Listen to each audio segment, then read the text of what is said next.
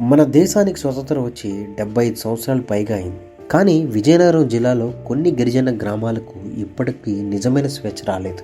రోడ్లు లేకుండా బతకడం స్వేచ్ఛ కాదు. కరెంటు లేకుండా చదవకపోవడం స్వేచ్ఛ కాదు. ఆసుపత్రికి చేరలేక ప్రాణాలు కోల్పోవడం స్వేచ్ఛ కాదు. ఈ వీడియో రాజకీయాల కోసం కాదు. ఇది ఒక సమాజం వేసిన చివరి ప్రశ్న. ఈ సమస్య ఆంధ్రప్రదేశ్లోని విజయనగరం జిల్లాలో ఉంది. ముఖ్యంగా బొబ్బిలి మండలం పరిధిలో కొన్ని గిరిజన గ్రామాలు కృపా వలస, సియోను వలస, దీవెన వలస, రామన్న వలస, చిన్న అక్కి వలస ఇవన్నీ గిరిజన గ్రామాలే. కానీ దురదృష్టవశాత్తు ఇవి ప్రభుత్వ రికార్డుల్లో పూర్తిగా నమోదు కాలేదు. ఈ 5 గ్రామాల్లో సుమారు 100 గిరిజన కుటుంబాలు నివసిస్తున్నాయి. అంటే ఒక్కో కుటుంబంలో సగటుగా 5 నుంచి 6 మంది. అంటే మొత్తం జనాభా సుమారు 600 మంది ఉండొచ్చు. సంఖ్య చిన్నదై ఉండొచ్చు, కానీ వారి బాధ మాత్రం చిన్నది కాదు. ఈ గ్రామాల్లో పక్కా రోడ్లు లేవు, రెగ్యులర్ కరెంట్ లేదు, అంబులెన్స్ రావడం అసాధ్యం.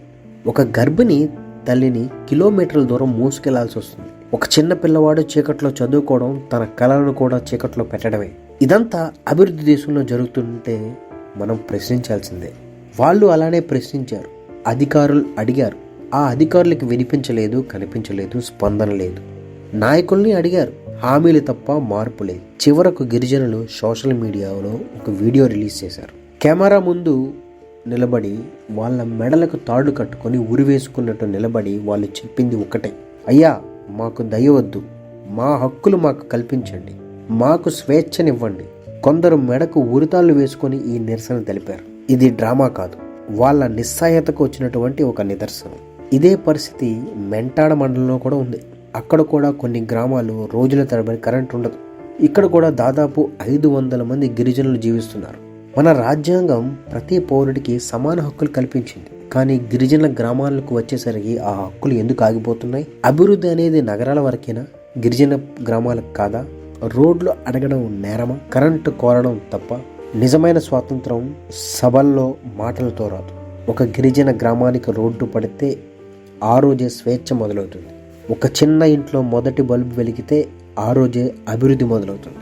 ఈ అభివృద్ధిని, ఈ స్వేచ్ఛని రీసెంట్గా డిప్యూటీ సీఎం పవన్ కళ్యాణ్ గారు అరకు, పాడేరు ప్రాంతాల్లో కొన్ని గిరిజనుల గ్రామాల వరకు రోడ్లు కల్పించారు. వాళ్ళ జీవితాల్లో వెలుగులు నింపారు.